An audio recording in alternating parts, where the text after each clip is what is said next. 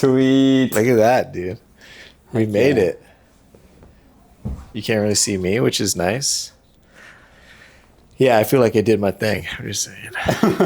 But Yeah, you did your thing. I was here for it. now I'm all like hot and bothered. I should button one of these up. I look like a promiscuous. We could just do the whole podcast shirtless. Don't tempt me now. I'm always down for a little gimmick. Yep. Nice. Thanks for being here. The clip broke off the last podcast I did, or like conversation. Oh, And so yeah. I have to hold it. You're more of a holder. Yeah. I do enjoy it a little bit more. Holding it. Wow. No, we're going to keep that in. Gotta keep everything. Gotta keep everything No in. deleting. I've only deleted something like once or twice. Yeah. Just because it wasn't even bad. I think it was just like weird time.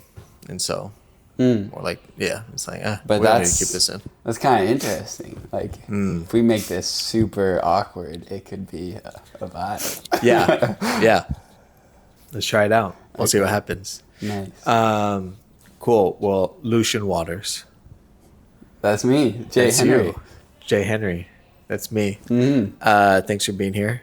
Yeah, thanks so much for having me, man. Yeah. I really appreciate it. Yeah, of course. You're an incredible artist. I'm excited to dive into your work a little bit more.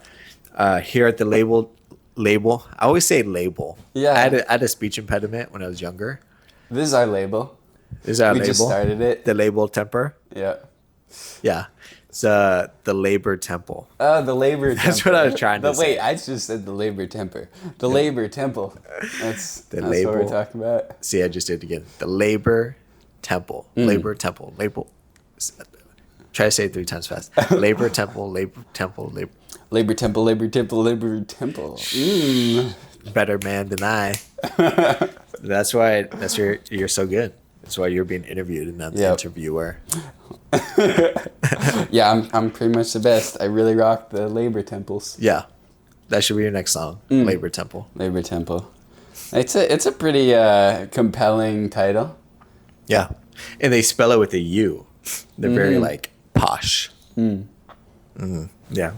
Anyway, so thanks for being here. Seattle's Best Brunch at the Labor Temple. We're going to dive into your music, your artistry, and like anything else that we go down. Sweet. We Love roughly talking have about it. an hour, but we could take less time. It's really up to you. I mean, I have some questions that I want to ask just as I listen to your music and dove into your Instagram and try to find you on Google, but not like a lot of stuff out there. Yeah, on Google. Yeah, Yeah, on the Google. Googs. Yeah. Not a lot. I will say the first question I always have to ask. Yeah. We know your name, but who are you? I'm Nate. That's my name. That's my name. Dang, cover is blown. Yeah. I didn't know what to call you. So should I still call you Lucian throughout the rest of the Nah, time? you can just call me Nate. Okay, I'll call you yeah. Nate. Okay, And I'm just a dude who really loves making music, and I really love spreading joy and community and being out in nature and rocking with other people, collaborating, making stuff together, jamming.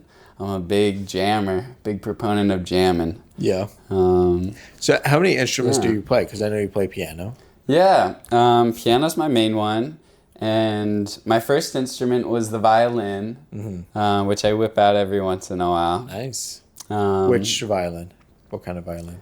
The fiddle kind. The fiddle kind. Which is actually the same as a normal violin, but you just throw like a little piece of grass in your mouth while you play it. And then it becomes the fiddle. Yeah, nice. Yeah. And bass, that's another big one I've been getting into. I've been really vibing with the bass. You played bass on one of my songs on my upcoming album. Yes, dude. Heck yeah. It almost didn't make it. It almost didn't make it, yeah. It was pretty bad, but just good enough to make the cut. It wasn't even that. It's because like I I muted it as I was working on everything else, and I just never unmuted it.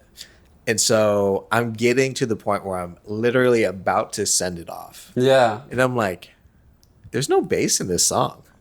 And just because the drum is a very consistent, like rhythmic pattern, I was like, oh yeah, we have that bass. Like, I should put this bass line in here. And so, yeah, it's in there now.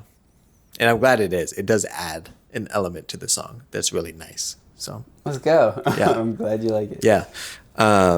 So we'll see. And it could be the best song. Yeah, dude, that's a banger. Yeah. So we'll see. But okay, so you're Nate. You play the fiddle only when there's a piece of grass in your mouth. You play a lot of instruments. Is there an instrument? You said you're getting into the bass now, but is there like another instrument that you really want to play? I feel like at some point in my life, I'd love to like really master the electric guitar, but I'm really bad at it, and Really?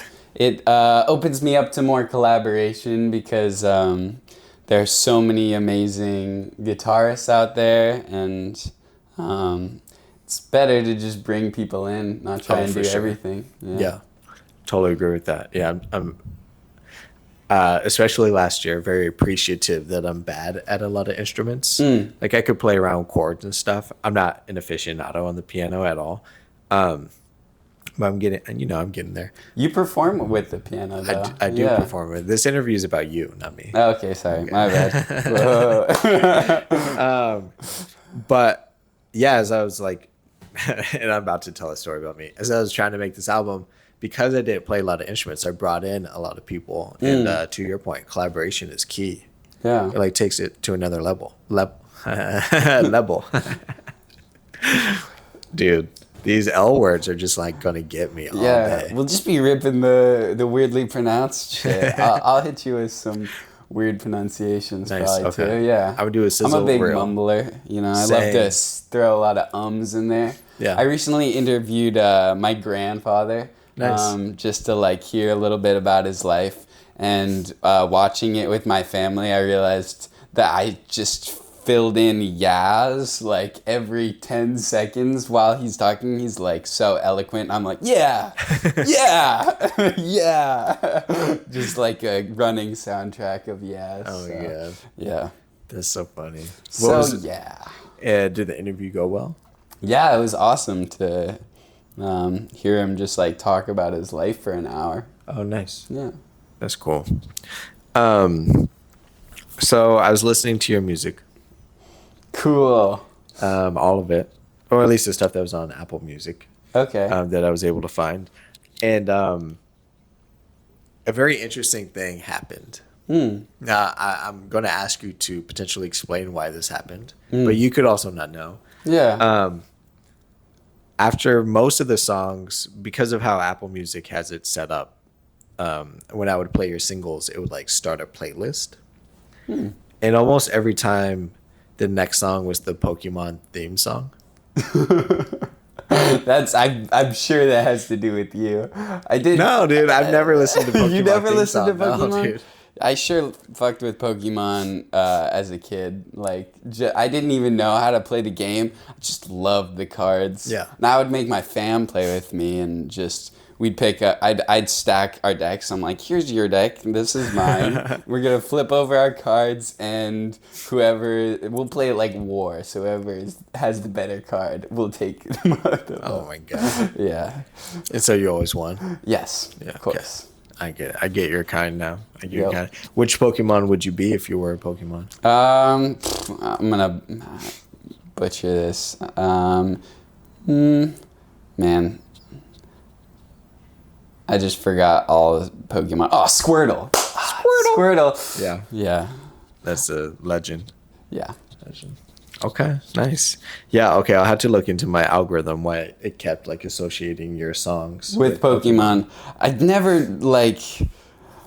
It might have to do with the fact that I've really tried to span all the genres, but I feel like Spotify, or I don't know about Apple Music, hasn't been great at figuring out what my like related artists are, because Yeah. they're like, oh, you're hip hop. Nope, never mind. Now you're doing folk. Oh shit, you just switched to like indie rock. Yeah. Yeah. Yeah, you tend to explore a lot, which is nice. And that's one of my questions. You do go from, I mean, your first couple songs to me sounded like very poppy, like early 2000s pop influenced in a way. But you do also have like some R&B, some hip hop influence, definitely some like alt rock influence in there. And then jazz is super heavy, but you also have like some folksy, like I forget who. Oh, I put down Citizen Cope. Do you listen to Citizen I do Cope? listen to Citizen Cope. Yeah, that's one of my faves. Yeah. Boom. I forget which song it was, but I was writing down like, okay, I wrote down Ryan Tedder, Citizen Cope, and Shawn Mendes. Shawn Mendes only because there was a couple songs. I'm like, I could see Shawn Mendes singing this. Yeah. But Citizen Cope was one where I'm like, because I listened to, I forget which album. It was the one with Sun Gonna Shine in the Night. Oh yeah, That album's so good. The sun gonna shine or something. Yeah. Such a good album. Like the entire album's really good. Yeah. But anyway, I was listening to your songs, like it kept reminding me of that, and it took a while for me to be like, oh, Citizen Cope. Sun gonna rise. That's what it is. Sun gonna rise. Yeah. So so tell me about your influences, Citizen Cope, other people. Yeah, I mean they've really shifted. Like for many years, it was like Frank Ocean and Tyler were my favorite artists. Really? And yeah, I was just really inspired by like that kind of alternative R&B hip hop stuff. And yeah, over the last few years, it's shifted a lot. This last year, my favorite two artists were two artists whose shows I just randomly went to, their live shows at the Crocodile. And I didn't really know the artist super well. Just ended up there because a friend got me some tickets. I connect and they became my favorite artists, which is cool. It definitely pushed me into enjoying the live scene here more and wanting to just focus on live music because that's kind of the best shit. But those artists were Crumb and Babe Rainbow. Babe which Rainbow. Both have kind of a psychedelic thing going on. And Babe Rainbow's doing kind of like a 60s rock, surf rock. They're from Australia. Okay. They got that whole just like, yeah, baby, come down to the water, feel the love kind of vibes. And then Crumb is actually a band that went to my college and graduated a year before I got there. So I never got to meet any of them. But they do kind of like alternative indie. They have a lot of jazz influence, like interesting chords, but like really cool, unique sound to all their music. It kind of sounds like a chill, rainy day. Yeah. Is it Crumb, like CRUMB? Yeah. Okay. Breadcrumb. Breadcrumb. Okay, I'm gonna check out their music. Yeah. What was it about that, like their set or their performance or their live experience that like just really attracted you? Well, Babe Rainbow, the people that were at the show and just the whole vibe of it was something unique that I haven't really seen before in Seattle. And people were just having like a crazy time, dancing so hard. Everyone was wearing all this crazy, brightly colored hippie shit. And they were just hilarious dudes. I mean, they were just getting up there and being like, yeah, we stopped by Anthony's Bar and Grill, 10 out of 10 experience, but we were getting some weird looks from the table next to us, and that's when we realized you can't smoke weed in Seattle. We're not in Denver anymore. So they were just ripping some joints probably in Anthony's Bar and Grill. Sounded like a pretty chill time.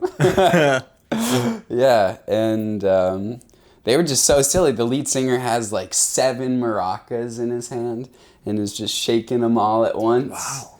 And yeah, they're just awesome. They got the coolest guitar riffs and bass riffs, and they run some like little tracks in the background a little bit too, so they got a little bit of that modern flair. Mm-hmm. Interesting. Okay. Yeah. I'm gonna check them out. Were they smoking inside or outside? That's a good question. They seem like the kind of people that just are kind of on like a totally different planet. That could just be their vibe or their show, but they did seem like they were just like, you know, life is just perception, and their perception of everything was just like so brightly colored, it seemed like. To your question, probably inside. Yeah, probably inside. They're probably just lighting up. Wow. No, I don't know. They sound fun. I've never been to Anthony's Bar and Grill. Have you been there? I don't think so. I couldn't tell you where it's at either. Yeah. Where's it at? Maybe it's like down by the water. That would make sense. Anthony's Bar and Grill. I don't know. By like Pike Place? I don't know. That'd be my guess. We should ask him. Did you get to meet Crumb? Crumb in no, I didn't meet him. Yeah, I just watched him play at the Croc. Okay. We'll have to meet him. We'll have to meet him. Yeah, we'll have to meet him. Next podcast. We'll have him all on. Yeah. Yeah. Just, we have another couch here. We can make it happen. For sure. So you tend to explore sounds. Is there, I mean, your last handful of singles all sounded different for the most part. Like, is there a sound that you are exploring now currently? Is there one that you feel like you're like, okay, I want to make more of a EP or an album around this sound? Or psychedelic surf rock. Yeah. Because of Crumb. Just feels like the right genre for me right now.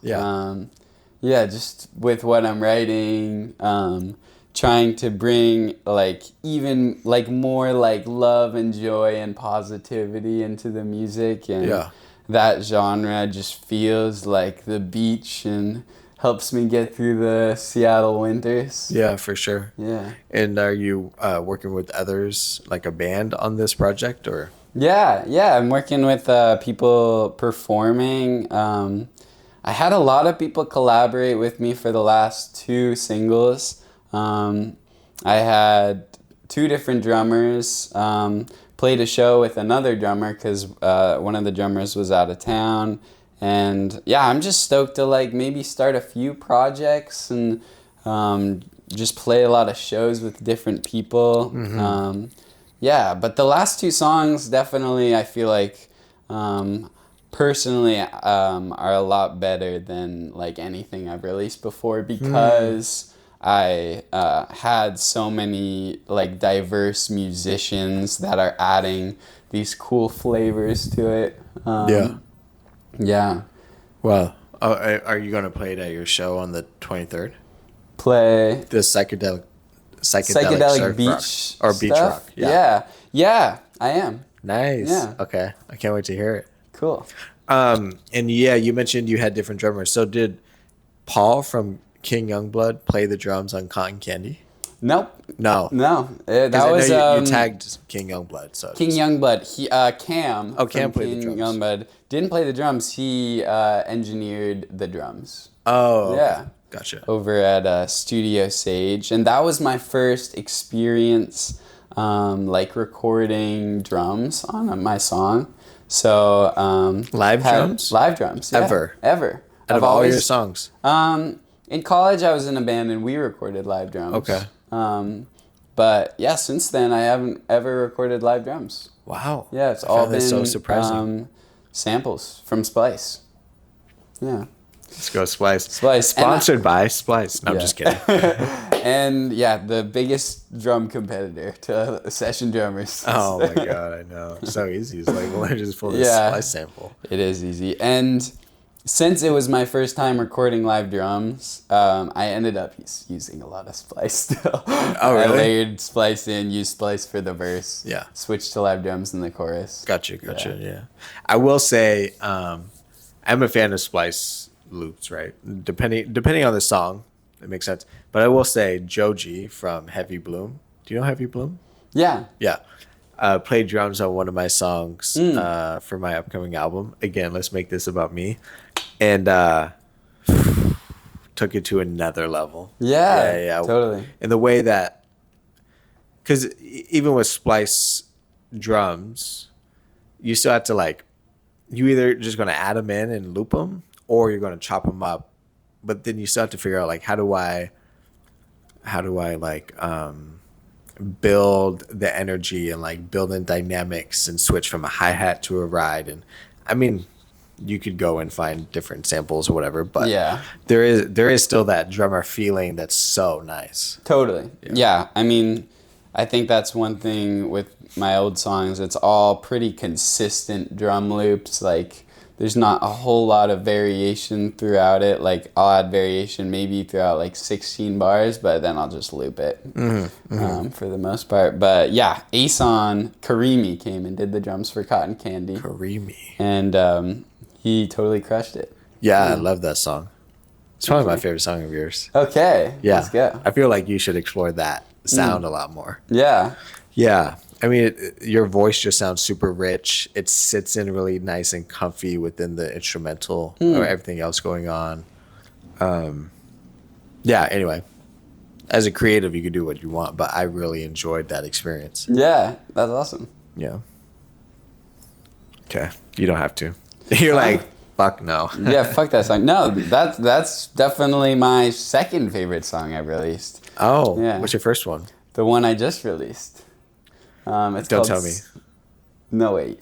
Oh, wait. I wrote it down. So much for keeping up. Yeah. Yeah, okay. Why is that your favorite song? It's the best. It's the best one. I feel like it's the best I've been able to like capture a song I've written on the piano. 'Cause I mean, it just really had to do with the musicians that were putting in the work on it. 'Cause True, who I've played a lot of shows with, True Borman on the drums, he one take to the whole song. So it's all unedited, one full drum take. Yeah. Oh my God. And it's beautiful. Like, we listened to that whole drum take and he did probably like 10 takes, and we tried putting in different pieces of different takes, and we're like, no, man, that's the one. And the engineer put, Andrew Taus put like 3 stars by that one. He's like, I didn't know what the stars meant, but after listening to it, I was like, oh yeah, that's the drum take. So wow. So that was really powerful, having just a full drum take that I could build the whole song around. Yeah. And then from there, I recorded piano and vocals on top of that. And then Nick, I don't actually know his last name, but he's from Midpack. They're like a psychedelic rock band. He came and tracked both bass and guitar, and then that song was just epic. Like after he did that, so that's definitely my favorite thing I've done so far. Yeah, and so was the drums were the first thing recorded for the song? Mm-hmm. Okay, wow. Yeah, we checked drums and piano, and then I just overdubbed better piano. Nice. Yeah, love it. And so explain that song to me a little bit more. Like it does feel like you're talking to someone potentially. Yeah, I like to be a little ambiguous about who I'm talking to. I think a lot of times I'm talking to more than one person, and a lot of it is talking to myself probably, and a lot of it is talking to those around me and stuff. But yeah, I like to weave in different characters, I would say, and talk to different people, even though I'm not necessarily changing the names or anything. Yeah. Interesting. Okay. Yeah, I mean, as I was listening to your music, it does feel like you are talking to someone quite often, but it's never very clear. To your point, you do Yeah. keep it like kind of gray, which in some ways, I've heard two different sides. So I'm curious to get your perspective. In some ways, people like the ambiguity because it makes it, the generalization of it makes it, there's like potential for it to be relatable, right? Yeah. Because you could insert anyone into this, story.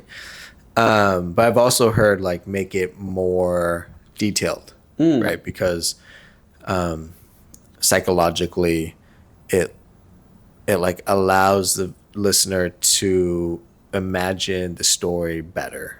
Yeah. Yeah. Which side do you fall on? Obviously, maybe the ambiguous side. I fuck with both of them. I think there's definitely a vibe in pop music of like, which is pretty cool that people just being like, I was in third period study hall sitting in the far left chair and then I turned over my shoulder and knocked my pencil on the ground and he picked it up or something like that. And I think that's pretty cool. Like just getting really in depth on the moment.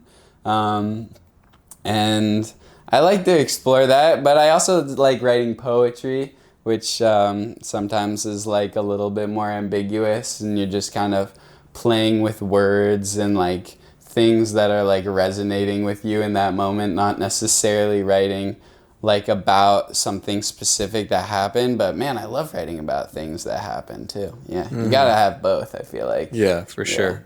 Yeah, I feel like, how long have you been writing?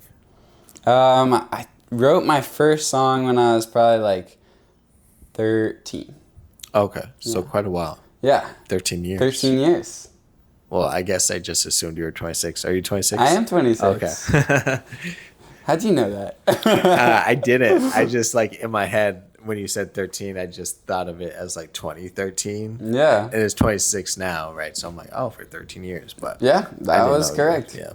Wow, you were born in 2000. 1999. Oh, okay. Yeah. Oh, so your birthday's coming up. April. April what? 8th. And what's your social? I'm just kidding. Aries 25. That's fine. 25. That's my birthday. Aries boy 25. Are you an Aries? You're an Aries. Yeah. Okay, I'm an Aries. Cool. Yeah, that's probably why we don't get along. Yeah. Yeah. What I was gonna say is Clashing personalities. Yeah. This interview's over. I enjoy your songwriting style. Yeah, I think you always explore, like, to your point, there's certain songs where it just feels like you're exploring something. Which one was it? Past the Ridgeline. I'm not exactly sure what that song's about. It does make me feel like a cowboy. Yeah. And I'd be curious to understand more about where those lyrics came from, because it does feel like, to me, it feels like you saw something and like you're the type of person where a story starts building in your head and you kind of just ran with that and then wrote this song. Yeah. Yeah, I think it was a lot of like metaphor past the ridgeline, like trying to make it over like a hurdle that you're struggling with. Yeah, that's pretty much all the lyrics were about that. Yeah. What kind of hurdle was it?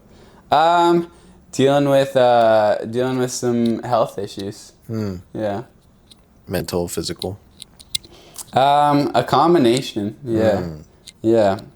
And for a while, I wasn't really sure what was going on with me, but I just knew I was pretty sick, and I was trying to figure out how to get better. Yeah. And I wrote that song just being like, all right, it's still gonna keep fighting, even though it's like tough sometimes when you just don't feel well for like a couple of years or something. Yeah. Yeah. Yeah. So you're the cowboy. I'm the cowboy. Yeah. Riding over the ridgeline. Riding over the ridgeline. Past the ridgeline. And are you better now? Yeah, I'm a lot better. Yeah, Okay. not all the way better, but Yeah. I'm a lot better. Nice. Glad to hear that. Thanks. Did writing the song help, or was it something else? Writing songs is definitely part of the journey for sure. I think it's been more helpful instead of focusing on like the struggle to focus on like just the like love and joy and the brightness of life more, and try and channel that into my music, and channel that feeling just as strongly as I can. And that's kind of my goal right now, is to just channel as much of that into my music as I can, and just try and spread that like light. And because I think in the past a lot of my songs have really been just touching on the struggle itself, and like everybody's going through hardships and all that stuff, and it can be healing to talk about that and dive into it, but sometimes you gotta like focus your energy on the brighter side too. And the more I think you focus on that, the more you get used to focusing on that, and the more you get better at channeling that.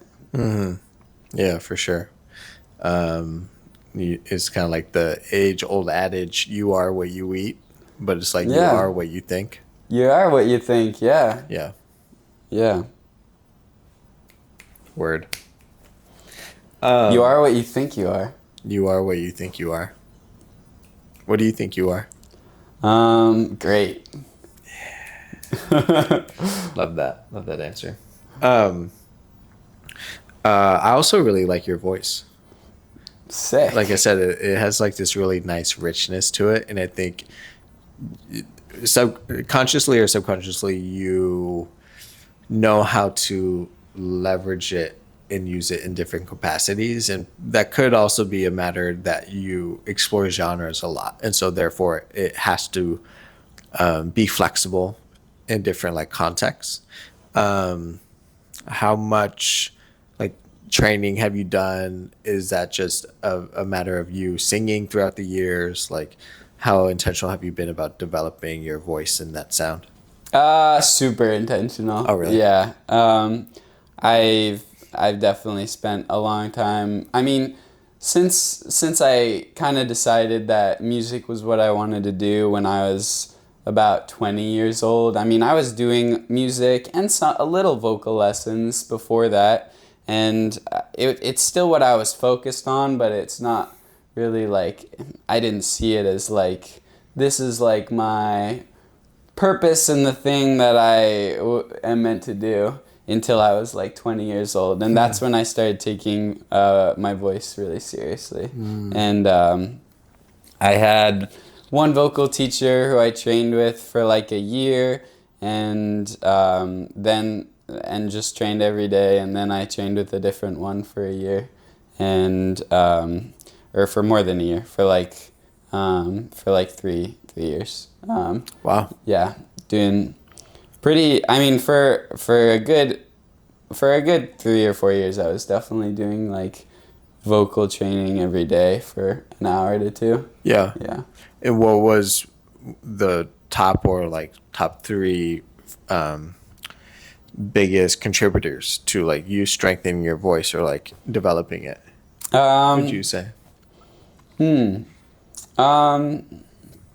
Yeah, I mean, it's definitely been a journey. I think starting out training my voice, I think I got worse at singing because I had been singing for so long, that I knew how to get around my weaknesses. But training your voice is trying to expose your weaknesses as much as you can. Yeah. And trying to figure out where your voice breaks, where it crackles up, where it flips, like that, all that sort of stuff, and just target all those things you can't do a bunch. And I think for a while my voice was like really tired because I was just using it so much too. Yeah.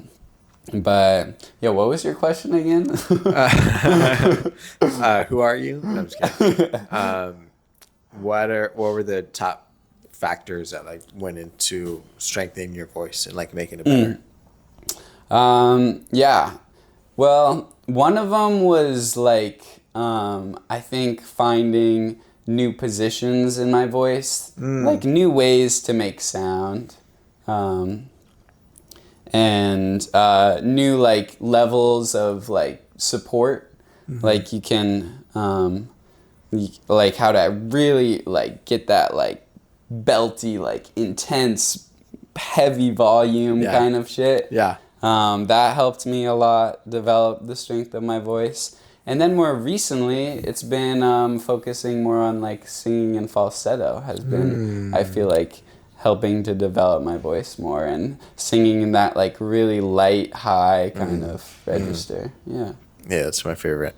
I mean, I feel like I selfishly ask because I'm trying to like improve my vocals as well, and I find like I naturally like want to go to falsetto and like and can explore melodies better when I'm in falsetto. Yeah. Yeah, it's just like more effortless up there. Yeah. Yeah. Yeah. Okay, so no like tease and fisherman's friend and Oh, like specific exercises. yeah. Yeah, it's more about finding the blend between different positions in my voice, I would say. Like finding that super intense belt and then seeing how quiet I could make that and how loud I could make that. And if I could do that whole spectrum, and then how closely I could bring that sound to the falsetto-y sound, the lighter sound. Yeah. And then vice versa, taking the falsetto-y sound, seeing how close I could bring that, trying to blend between them, and just trying to explore the whole range of sound that you can make with your voice. Yeah, because all the different volumes, notes, and amounts of support that you're giving. Okay. So it's just really using it Yeah. in the correct way. No. No. Just exploring the whole range of it. There is no correct way to use your voice. You heard it here first. But just trying new things. Like, you're like, oh, like, you, like, can I like sing like this? Like, really, like, scream this? Or can I sing like this, like, super operatic female singer? Like, let's see, like, all the things I can do. And then the more stuff you do, the more. I mean, every part of the voice is connected. So there isn't actually a separate, like, falsetto isn't actually separate from your chest voice. It's just using it in a different way. And the more you strengthen one, it'll strengthen different parts of another one. Is there a favorite song you like to sing that isn't yours? Let's see. What have I been singing recently? Man, I've been covering a lot of Tom York Radiohead stuff. Oh, really? And I really like singing his songs. Yeah. He tends to be in falsetto a lot. Yeah. Yeah. Which album? Or just all songs? In Rainbows. Of course. Yeah. So good. I have to listen to that today now. So good. Shibuya Hi-Fi does in Rainbow's session. Yeah, so it's a vinyl listening session. So they have the vinyl, they'll put it on like hi-fi speakers that sound really great, and they'll play the entire album. Yeah, it's really cool. Sounds nice. Yeah. Okay. You're from Los Angeles? No. Where are you from? I lived there for 3 years, but I'm originally from Winthrop, Washington. Winthrop. Yeah. Nice. Shout out Winthrop. Shout out Winthrop. It's crazy. Most people in Seattle actually know about Winthrop. Why? Because it's pretty lit. Yeah. Yeah. Even though only probably still only less than 10,000 people live in all of the towns near Winthrop combined, which is like 4 different towns. Yeah. Yeah. Interesting. I remember the other question that I wanted to get to. What was it what happened when you were 20 that made you confident that you wanted to go into music? Um, I think it was that it was like when my band in college was like the most active, and then we released an EP that did well, and then I was like, oh, I'm totally doing this. This is what I spend all my time doing. I'm like trying to get out of class to go to the practice rooms and play piano and freestyle. So I need to do this, and I was like, hey, mom and dad, I'm dropping out of college. And they were like, you should probably finish college. You only have a year left. So I finished the semester early and then hopped in my car and drove out to LA. Okay. Yeah. Nice. And so, what happened in LA? I mean, were you able to like make some good connections? I think you made your mixtape in LA. Mm-hmm. Yeah. Yeah. So how'd that all come together? I mean, that was just kind of the music I was making there. Yeah, Yeah. that was a lot of it. A lot of hip hop. That's definitely, yeah, where I like started my music journey and started trying to find my sound, find my voice, find my community. And yeah, I made a lot of good connections, a lot of great friends out there. The guy who helped me start Cotton Candy, Caleb, or his artist name is A Boy Named Barbara. Oh, yeah. He put together the session where the trumpets in the chorus were recorded, which was actually in LA, and I was just over FaceTime. Nice. Yeah, just singing some horn lines. Yeah. Yeah. I think I saw that Instagram post you did. Yeah. So yeah, LA was cool. But I ended up really getting inspired by the music scene here. I came out, and this is when I was really into hip hop, and I came out one Thanksgiving, and someone's like, oh, you should check out this hip hop show at the High Dive. And so I went and saw, with my best friend, shout out Tony, I saw Oblé Reed. Oh, were you at the show? Yeah. I was at that show. At the High Dive. Yeah. Yeah, and I was like, wow. The one where it's like packed out. Yeah, Yeah, it's totally. I was like, wow, this is like probably cooler than any hip hop artist I've seen in LA. Oh, wow. Yeah. Which is funny because he's in LA. Yeah, he went to LA. See, Oblé, come back. Yeah. That's so cool. And what was it about that show, or like what was it? Yeah, that made you feel that way. I don't know. It was. I was just really touched by like his songs, his lyrics, like beautiful poet. The instrumentalist backing him up, who I've now become friends with. Yeah, they're incredible. Yeah, his whole band and just the energy there. The people I met at the show were just so friendly, and so like excited to talk about music and just their like deep love for it. Yeah. Which I was just really inspired by, and that combined with the fact that my whole family is here and a lot of my best friends, I was just like, and my girlfriend, I was like, I think I'm gonna move to Seattle. Yeah. Yeah. Were you still in a relationship with her when you were in LA? No, but we went on a date. Okay. Yeah. Nice. That works.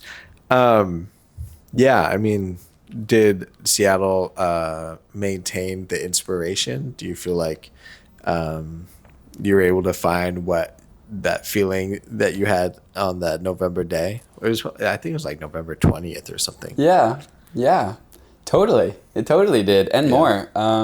'Cause I was doing like a lot of hip hop stuff for a while. I was working at Sendai Studios, which I still do a little bit, but I've more gotten into like the rock, I guess, lane a little bit, or at least just like more instrumentally focused music. And both scenes are awesome in Seattle. Like meeting hip hop artists. Like getting the opportunity to work at a studio when I first moved here, like I didn't have that opportunity in LA at all, And it was like, yeah, he was like, yes, come work. And he had lots of work for me. I got to Nice. work with like probably over 100 different rappers while I was cool. there. It was awesome. And you just reached out to him? Yeah, I just reached out to him. I said, hey, I'm looking for music rental space because I want to have somewhere to practice music. And he's like, I don't know, but you should come work at the studio if you're like so good at music and as you say you are, and you're like you rip in Ableton, like come work at the studio. And yeah, Mike Teal'c, still one of the homies. Yeah, We legend. just went running a couple of days ago. Nice. Yeah. So that's such a wild story. You're like, hey, I need a space to work on music. And he's like, hey, why don't you just be an engineer? Yeah. Well, I was engineering on my own stuff and Okay, for other okay. people in LA, but I didn't work at like someone else's studio. Gotcha. So that was sick. I learned so much. Like he's a really talented mixing engineer and mastering engineer and producer, vocal recording engineer, all that stuff. So I learned so much about running sessions, mixing vocals, like all that stuff. Yeah. Yeah.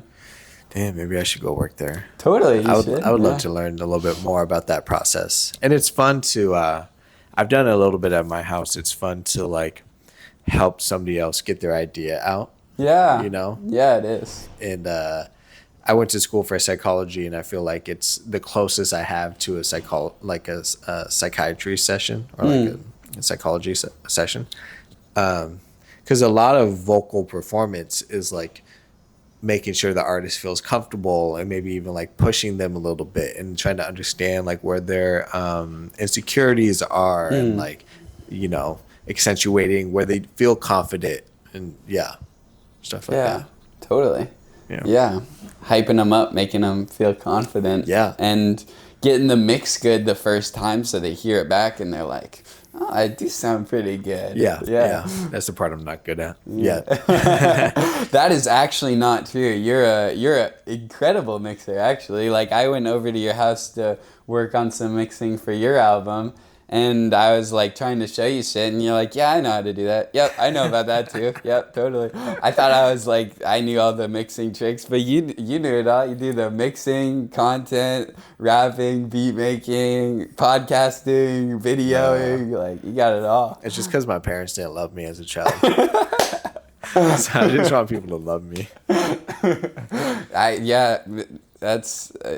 guess that's the music. Yeah. Just like, I just want people to love me. That's why I make music. Yeah. Kinda. Yeah. Thank you. I appreciate you saying that. Yeah. It probably is just a confidence thing for sure. Because I don't know. I feel like you listen to other people's. Maybe you have this challenge. Like I listen to your music or somebody else's. I'm like, oh my god, that sounds so good and polished and yada yada yada. And then I listen. Even Evan, George, who's mixing my album and mastering it, he's like mixing some of my songs. I'm like, well, why doesn't it sound like Oblay's song or like, you know, one of these other rappers that he works with? And I think it's just like because it's my voice. Yeah. I like critique it more. Totally. You know what I'm saying? Does that happen to you? Totally. Yeah, 100%. And I still think my music isn't as good as most of the artists that I really like. Like, honestly, like my favorite songs, my music is not quite there, but it is getting there. Yeah. I think it's really good at this point. Yeah. Like I've for put sure. enough time into this and done enough iterations where, I mean, take like 2 years ago, it was like not even half as close to my favorite songs as it is now. Yeah, You know? So it's getting closer, and you're never really gonna make anything like them. But yeah, you just gotta keep making songs. I mean, think about how many iterations those people probably did to get to their greatest songs. Yeah. Oh, I think it was just. I think they were great from the start, right? That's how that Great works. from the start? Yeah, maybe. I just read Matthew McConaughey's autobiography, and he was like, yeah, my first role was Dazed and Confused, and then I freestyled my most iconic line, and then I basically became a famous actor from there. So I was like, well, shit. Wasn't he like he was like a pothead, right? Huh? Dazed and Confused. Yeah, he was a pothead, yeah. I wish that was my first. I mean, I've never had a role, but Yeah. if I get a role in Hollywood, I hope that's my first role. Yeah. I would kill that shit. Yeah, kill the pothead vibes. Yeah. Yeah. Probably not, honestly. Probably not. No? Yeah, probably not. You smoke weed? Not anymore. I used to in high school. Uh, Not a ton, but I would with my friends. yeah. And then I did a little in college, but I would get super paranoid, and I still do. And so I just can't. Yeah. I just can't play around with that anymore. Yeah. Yeah. It happens. It happens to me too. Get a little paranoid, smoke a little weed. Yeah. Yeah. Be like, oh my God, let me do something crazy right now. Yeah. But you just love it. You're like, I like being paranoid. It's Yeah. Sometimes. fun. Sometimes it's cool. Make good music. Okay, a couple more questions and we'll wrap this up. Like, let me do this bass line. Oh shit, what was that? Yeah. Oh my god, that happened to me the other night. Yeah. Yeah, I was like, I was chilling with my dog. I was by myself, and I hear this knock on my door. And I go to answer it. And, you know, it's wintertime, so it's dark at like 5 or whatever. And I go to answer it, and I don't see anyone. I'm like, that's weird. And there wasn't enough time for them to, like, walk down from my porch, down the stairs. It's not a ton of stairs, but it's enough. And then, you know, go in whichever direction. So I was like, that's kind of weird that I don't see anyone moving. So I go to I was like, well, maybe it's the back door. Like somebody got into my backyard. Yeah. No one was there. And I'm freaking out because the neighbors said that something similar happened to them the other night. So I'm like, oh my gosh. But it was a mailman. Oh, okay. Yeah. He was just telling me my mail was there. Yeah. Thought you were going to be like, it was God. Maybe the man is God. Yeah. Like in disguise. Yeah. Yeah. Just bringing you the message. Right. Yeah. Yeah. Yeah, exactly. The word. the word of the day. The word of the day. That's hella funny. Dogs. Dog is just like an instrumental. Was it just a jam session? A jam session with myself and my girlfriend. She was sitting on the couch, Naomi, knitting a scarf. And I was like, I'm kind of in the mood to make some music. So whip out the bass, whip out the synth, whip out the little splice guys, whip out some vocal harmonies, and that was basically the whole song. Nice. And I was like, it's pretty good. Well, actually, we made that half of the song, and then we were at my parents' house, and similar thing happened. I was just in the mood for making some music, and she helped me come up with like the second part, which has like some different cool chords in it. Yeah. And was that similar for Say Goodbye to Melissa? Yeah, dude. That was last winter with my great homie, Sebastian Hognes, the man. And, we were chilling at his crib, and I had a ukulele bass and a synthesizer and an amp, which I was running everything through, mixed the whole song through an amp. Oh my gosh. Yeah. That's crazy. And, like an amp this size. It was great. He's like, we should make a song, and he's like, how about something like kind of like bossa nova? So I like grabbed a bossa nova groove off Splice, played that bass line, and added like a really minimal synthy thing, and then he's like, how about I was like, it should be like ba-da-ba, ba-da-ba-da. And then I'm like, da-da-da-da-da-da. He's like, say goodbye to the liquor. And then I was like, I don't know about that. I was like, are we like quitting alcohol? And he's like, how about say goodbye to Melissa? I'm like, okay, I can get behind that. And then he's like, give me the verse, just drums. And then he freestyled those verses like first time. I was in the background. You might be able to hear me. I'm just like hysterically laughing as he's like monologuing over the drums. But yeah, that was such a fun experience making that song. It was fastest song I've ever made and released. It only took about 30 minutes. Oh yeah. Yeah. Yeah, I mean, because he's just like talking this verse. Yeah, he just freestyled like, so both of them. And I'm like, okay, I guess it's done. He's like, wait, but you should cry over the last verse. Why? Just because it's about, it's like made up story about like a breakup. Right. Yeah. Yeah. So he's like, okay, the last verse is just drums and you crying. Oh my God. So yeah. Nice. Yeah. Love it. So does the instrumental tend to come for you first, and then you write? For my worst songs, usually. My best songs I write with instruments in the moment, just playing instruments and singing and writing down lyrics, Yeah. and not even worrying about the production. Yeah.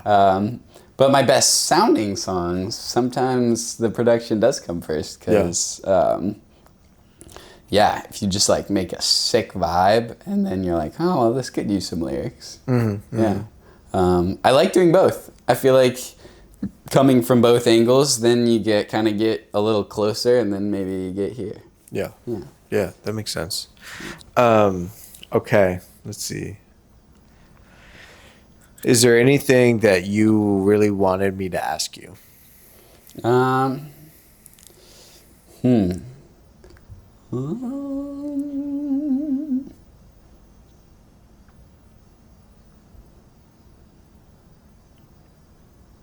Yeah, I don't know. No. Yeah. Okay. Let's see. You could ask me about.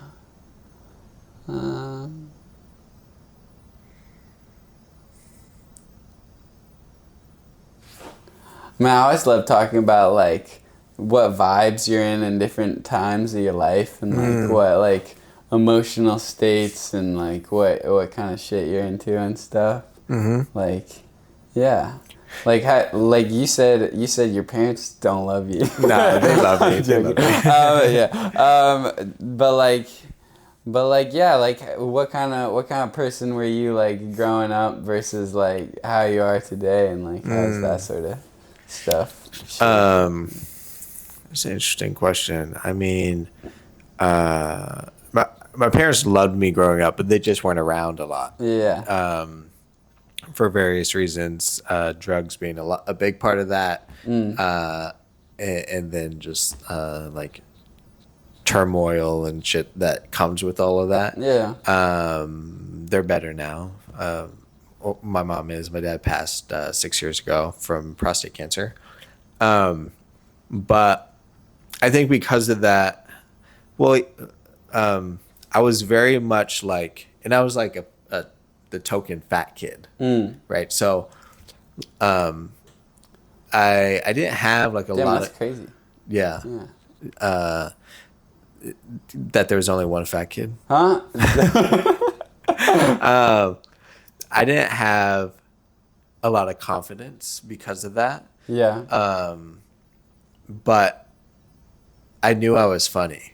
Like I would use my sarcasm and my humor as a way to like engage with people, right? Yeah. And when I was younger, I didn't fully understand how to leverage it, right? So sometimes I would be sarcastic and mean. And as I've gotten older, I understand how to not be mean but still be sarcastic, right? Yeah. Or how to like poke fun but make sure that the other person understands like I'm just giving you a hard time. Like I'm just being playful with you. Totally. Generally. And I would say like I think as I've gotten older, I've like really understood a lot of that trauma and motivations and like not enoughness and blah blah blah to come to a place where I do feel like very secure in who I am and confident in who I am. Yeah. And that helps me explore and like not be afraid to just try shit. Yeah. And how'd you come to like music? My dad loved music, and so he would show me like all this different type of music. Elton John, which was my first concert. Dr. Dre, Chronic, 2001, which he loved the sonics of. Rage Against the Machine, Alice in Chains, Prince, like Hall & Oates, The Carpenters, like everything. And when I eventually started loving hip hop more and more, so then when I started writing music in like age 15, Yeah. it was mainly hip hop, just because I didn't really know how to sing, and I liked the rhythmic expression and the poetry of hip hop. Totally. And I listened to at that point a lot of Nas and a lot of Jay-Z and like these like true storytellers with their music, and I Yeah. just loved that. And so yeah, that's kind of where I started and kind of where I am today. Like I do tend to think about songs in terms of like stories, and it's really hard for me to just say a bunch of stuff. So me, I challenge myself to just say random shit now. I'm like, Yeah. let's just make a random song Yeah. versus it always has to have like, you know, a story and a narrative and like an arc and stuff like that. Yeah. Anyway. Yeah. That's what drew me to hip hop too, was the lyricism. I mean, like, yeah, you don't find lyrics like that in any other genre, really. Yeah. That are just as, like, really take you on, like, a whole journey, story, and, yeah, weave in, like, humor and just, like, I don't know, it feels like you're reading a book, but also there's the emotion behind that, too. Yeah. Yeah. Yeah, for sure. Sometimes I feel like singer-songwriters have it easier because they only write like 8 bars. Totally. Yeah. You know, when you rap, a standard verse is 16 bars. Yeah. You know, and there's usually way more words in it. Yeah, way more words. Yeah, totally. Yeah. How would you describe your transition from your first couple of songs or even like your first EP and like where you are today? Yeah, I mean, well, the first songs I released were in college with my band, and we were doing like kind of a neo soul thing. Yeah, and that was a really awesome, amazing experience, and I have so much love for all those guys there in Manhattan, and just like doing the New York thing. Vibing, and we were super lucky to just bump into some dude at school who had a recording studio and was like, you guys should come record some of your songs, like they sound good. And we just hopped in the studio and recorded, I think most of them in just like a day, and then put them out, and that was like one of the most pure recording experiences. It was like all live takes, like all the instruments tracked together, and then vocals overdubbed, like yeah, super great. And then after that doing well, I was like, well, I kind of have my own ideas about how I want shit to be like produced. So I got really into production and got really into hip hop, and then kind of took that was the neo soul. I was starting to get into hip hop, and then I was like fully hip hop. I feel like when I started hip hop, kind of pop vibes, and then went through a good couple of years of making solidly hip hoppy music. I feel like, to me, and I was always writing a lot of songs on the piano, but I just didn't really know how to like record them, because I felt like I liked my like hip hoppy songs I would make, and for some reason I didn't think to just like play the piano part and sing it. I mean, that seems like how you'd record a piano song, but I guess I was more envisioning like, oh, I want like a band to play this, and I wasn't really collaborating with like band members, is more with like producers and video people and stuff, and yeah, then eventually I started recording some of my piano songs. I mean, I think the only piano song I wrote on the piano that I recorded while I was in LA was a song called Where You Are, which someone else produced, because it's hard for me to sometimes see a song I've written on an instrument in like a new way. And now I've just been trying to make a lot of music on instruments and record it with instruments, and figure out the parts just by playing the song, performing it live with other musicians, and then whatever they like playing and what I like that they're doing. Just record that. Yeah. So just getting back to the fundamentals of Yeah, exchanging synergy with other people. totally. Getting back to how it started a little bit in college. Yeah. Yeah. Yeah. Nice. I love that. Yeah. Okay. Last question. You probably Okay. already know what it is, since I ask it to everyone.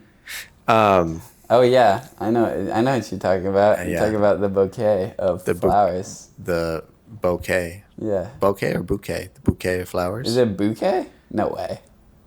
You could be right. The bouquet. Anyway, potato. I love giving flowers to people. Who do you feel like you need to give flowers to?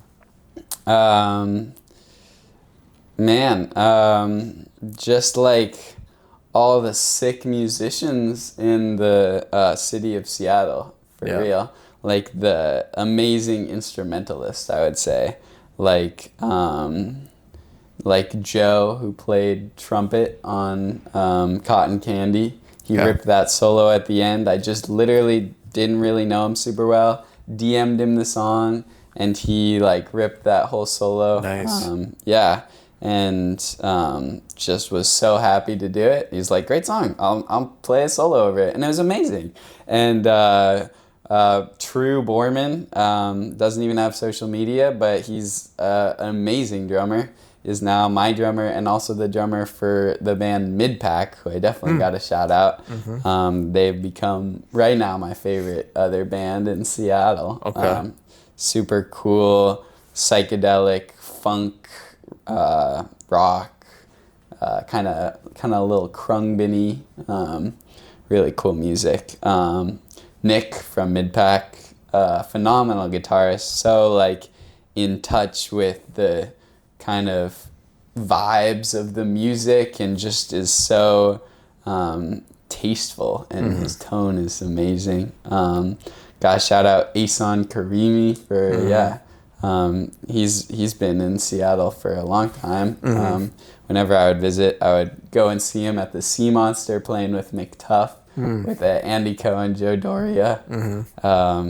And those guys have just been in the scene for a while and are just the most, like, the best musicians. So tasteful, so talented, like the best at their instrument of any people I would have ever met. Yeah. Nice. Shout out to them. Flowers are on their way. Yeah. They're in the mail. They're in the mail. Yeah. The spiritual mail. The bouquet. Yeah. The spiritual mail. The mailman will knock on your door twice. Yes. That's how you know it's the flowers. Yeah. Nice. That's what it was. That's what it was. Yeah. Flowers. Yeah. Damn. They're probably dead by now because I didn't water You them. didn't water them. You gotta water your flowers. You gotta water your flowers. Yeah. Of course. Cool. Well, Nate, thanks for being here. Yeah, dude. Thanks so much for having me. This was fun. Of course. Looking forward to this show on the 23rd, although this will come after.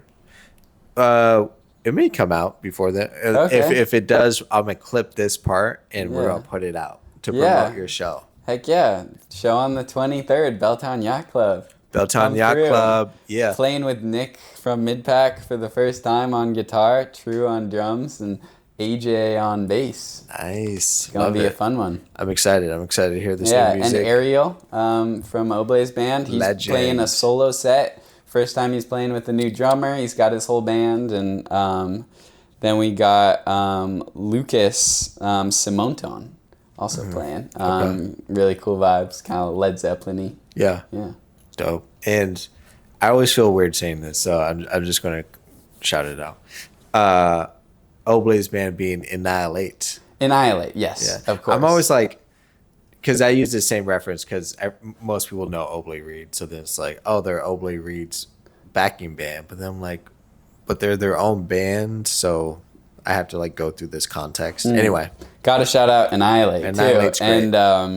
And then also Andrew Taus, who we recorded the drums for Annihilate's new record. Oh, really? Together Nice. at Avast Studios. Yeah. Dope. He's been engineering.